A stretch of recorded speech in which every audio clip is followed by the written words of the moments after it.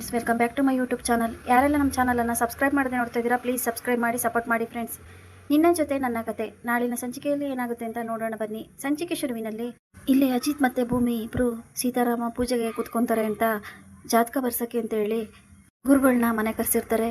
ಹೇಗಾದರೂ ಮಾಡಿ ಇವರು ಜಾತಕನೂ ಹೊಂದಾಣಿಕೆ ಆಗ್ತಾ ಇಲ್ಲ, ಇವರಿಬ್ರು ಜೊತೆಲಿರಲ್ಲ ಅಂತ ಹೇಳಿ ರೋಹಿತ್ರ ಹತ್ರ ಹೇಳಿಸ್ಬೇಕು, ಅದಕ್ಕೆ ಸುಳ್ಳು ಜಾತಕ ಮಾಡಿಸ್ಬೇಕು ಅಂತ ಹೇಳಿ ಯೋಚನೆ ಮಾಡಿ ದೇವಯಾನಿ ಗುರುಗಳಿಗೆ ಫೋನ್ ಮಾಡ್ತಾರೆ. ಆಗ ಗುರುಗಳೇ, ನಿಮ್ಮಿಂದ ಮುಖ್ಯವಾಗಿರೋ ಕೆಲಸ ಆಗ್ಬೇಕಿತ್ತು. ಅದು ನನಗೆ ಒಂದು ಹುಡುಗಿದು ಸುಳ್ಳು ಜಾತಕ ಬೇಕಾಗಿತ್ತು.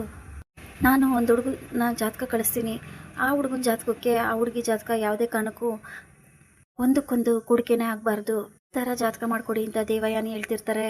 ಸರಿ ಆಯ್ತು ಕಣಮ್ಮ, ಮಾಡ್ಕೊಡ್ತೀವಿ.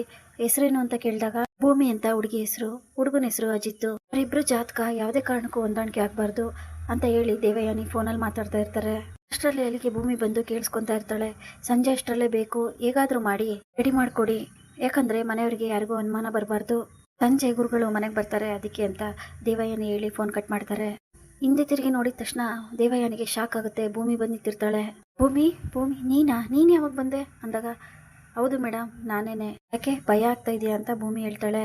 ಇಲ್ಲ ಕಣಮ್ಮ, ನೀನು ಯಾವಾಗ ಬಂದೆ, ನೀನು ಯಾಕೆ ಇಲ್ಲಿ ನಿಂತಿದ್ಯಾ, ಹೇಳೋದಲ್ವಾ, ನಾನು ಫೋನಲ್ಲಿ ಮಾತಾಡ್ತಾ ಇದ್ದೆ, ಯಾವಾಗ ಬಂದೆ ನೀನು ಅಂತ ದೇವಯಾನಿ ಕೇಳ್ತಾಳೆ. ನಾನೆಲ್ಲ ಕೇಳಿಸ್ಕೊಂಡೆ ಮೇಡಮ್, ಭೂಮಿಯನ್ನು ಹುಡುಗಿ ಜಾತಕ ಬೇಕು, ಸುಳ್ಳು ಜಾತಕ ಬೇಕು ಅಂತ ಹೇಳ್ತಿದ್ದನ್ನ ಇಲ್ಲೇನೆ ಬಂದೆ. ನನ್ನ ಜಾತಕ ಸುಳ್ಳು ಜಾತಕ ಯಾಕೆ ಮಾಡಕ್ ಹೋಗ್ತಾ ಇದ್ದೀರಾ ಮೇಡಮ್? ದೇವಯಾನಿನ ಭೂಮಿ ಪ್ರಶ್ನೆ ಮಾಡ್ತಾಳೆ. ಶಾಕ್ ಆಗುತ್ತೆ ದೇವಯಾನಿಗೆ. ಅಯ್ಯೋ, ಎಲ್ಲಾನು ಕೇಳಿಸ್ಕೊಂಡ್ಬಿಟ್ಲ ಅಂತ. ಹಾಗಾದ್ರೆ ಭೂಮಿ ಕೈಲಿ ನಾನು ಸಿಗಾಕೊಂಡ್ಬಿಟ್ಟೆ, ಏನಪ್ಪ ಮಾಡೋದು ಇವಾಗ ಅಂತ ಅವಳು 1000 ಪ್ರಶ್ನೆ ಕೇಳ್ತಿದ್ದಾಳೆ.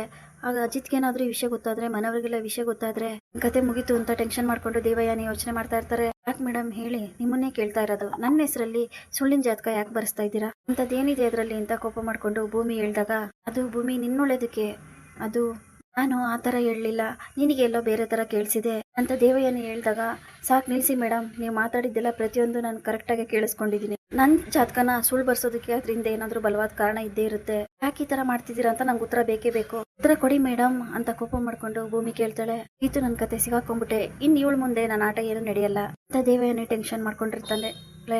ಅಷ್ಟರಲ್ಲಿ ಅಜಿತ್ ಇಲ್ಲಿ ಬರ್ತಾನೆ. ಏನಾಯ್ತು ಭೂಮಿ, ಯಾಕೆ ಈ ಥರ ಕೂಗಾಡ್ತಿದ್ಯಾ, ಅದೇ ಏನಾಯ್ತು ಅಂತ ಕೇಳಿದಾಗ, ಅದು ದೇವಯಾನಿ ಅದು ಅಂತಿರ್ತಾರೆ. ಆಗ ನಾನು ಹೇಳ್ತೀನಿ ಸಾಹೇಬ್ರೆ, ಅದೇ ಹೇಳಿದ್ರಲ್ವಾ ಇವತ್ತು ಸೀತಾರಾಮ ಕಲ್ಯಾಣಕ್ಕೆ ಮುಹೂರ್ತ ಫಿಕ್ಸ್ ಮಾಡೋಕ್ಕೆ ಗುರುಗಳು ಮನೆಗೆ ಬರ್ತಾರೆ ಅಂತ, ನಿಮ್ಮ ಜಾತಕ ತೋರಿಸ್ಬೇಕು ಗುರುಗಳ ಹತ್ರ ಅಂತ, ಗುರುಗಳಿಗೆ ಜಾತಕ ತೋರ್ಸಕ್ಕೆ ಅಂತ ನನ್ನ ಹೆಸರು ಹೇಳಿ ಸುಳ್ಳು ಜಾತಕ ಬರೆಸ್ತಾ ಇದ್ದಾರೆ. ನಿಮ್ಮ ಜಾತಕ ಹೊಂದಾಣಿಕೆ ಆಗ್ಬಾರ್ದು ಅಂತ ಬರೆಸ್ತಾ ಇದ್ದಾರೆ. ಯಾಕೆ ಅಂತ ಗೊತ್ತಾಗ್ತಿಲ್ಲ, ಇವ್ರು ಈ ಥರ ಮಾಡ್ತಾರೆ ಅಂತ ನಾನು ಅನ್ಕೊಂಡಿರ್ಲಿಲ್ಲ. ಇಷ್ಟು ಚೆನ್ನಾಗಿ ಮಾತಾಡ್ಕೊಂಡು ನಮಗೆ ಮೋಸ ಮಾಡ್ತಾ ಇದ್ದಾರೆ ಅಂತ ಕೋಪ ಮಾಡ್ಕೊಂಡು ಭೂಮಿ ಹೇಳ್ತಾಳೆ.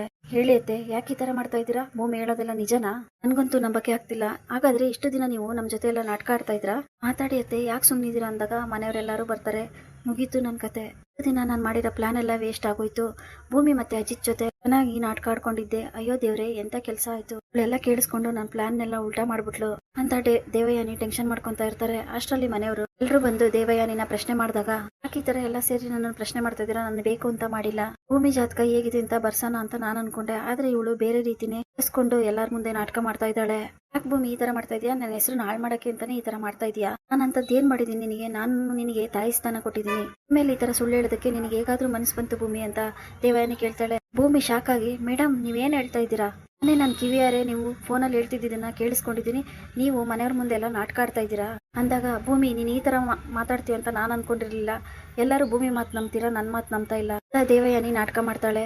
ಆಗ ಸಾಕು ನಿಲ್ಸು ಭೂಮಿ, ನೀನ್ ನಾಟಕ ಆಡ್ಬೇಡ, ನಿನಗೆ ಹೇಳೋರ್ ಕೇಳೋರು ಯಾರು ಇಲ್ಲ ಇಲ್ಲಿ, ದೇವಯಾನಿ ಯಾವುದೇ ಕಾರಣಕ್ಕೂ ಯಾರಿಗೂ ಮೋಸ ಮಾಡ್ದವಳಲ್ಲ, ಸುಳ್ಳು ಹೇಳ್ದವಳು ಅಲ್ಲ, ಸುಮ್ಮನೆ ಏನೇನೋ ಹೇಳ್ಬೇಡ ಅವಳ ಬಗ್ಗೆ, ಅವಳೇನೋ ಮಾತಾಡೋದನ್ನ ಕೇಳಿಸ್ಕೊಂಡು ನೀನೇನೋ ಬೇರೆ ಅರ್ಥ ತಿಳ್ಕೊಂಡು ಎಲ್ಲರ ಮುಂದೆ ರಾದಂತ ಮಾಡ್ತಾ ಇದೀಯಾ ಅಂತ ಶ್ರವಣ್ ಬೈದು ಹೋಗ್ತಾರೆ.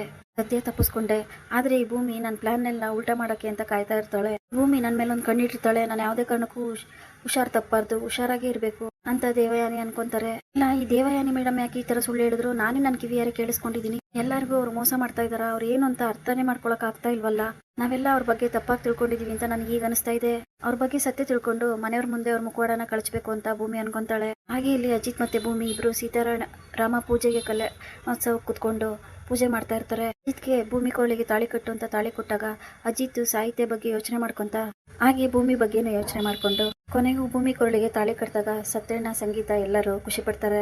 ಆದ್ರೆ ಅಂಜನಾ ಇದನ್ನೆಲ್ಲ ನೋಡ್ತಾ ಯಾರ್ ಮಾಮ್ ಇದನ್ನೆಲ್ಲ ಸಹಿಸ್ಕೋತಾರೆ, ನನ್ನ ಹುಡುಗ ನನ್ ಕಣ್ ಮುಂದೆನೆ ಇನ್ಯಾರಿಗೋ ತಾಳಿ ಕಟ್ತಾ ಇದ್ದಾನೆ, ನೋಡಕ್ಕೆ ನನ್ ಕೈಲಂತೂ ಆಗ್ತಿಲ್ಲ ಅಂತ ಕೋಪ ಮಾಡ್ಕೊಂಡು ಅಂಜನಾ ಹೇಳ್ತಿರ್ತಾಳೆ. ಇಲ್ಲಿಗೆ ಈ ಸಂಚಿಕೆ ಮುಕ್ತಾಯವಾಗುತ್ತದೆ. Thanks for watching.